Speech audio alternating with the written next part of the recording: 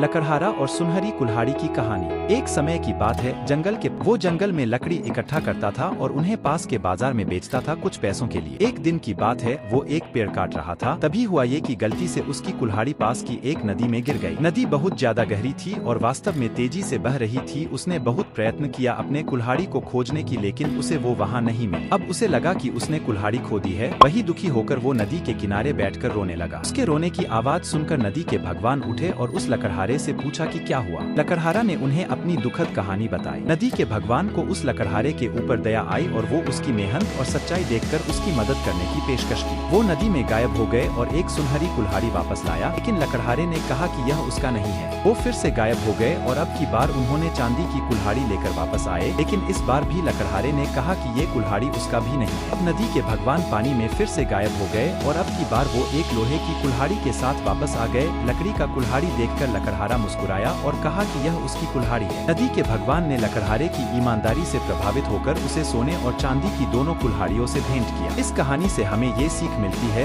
कि ईमानदारी सर्वोत्तम नीति है।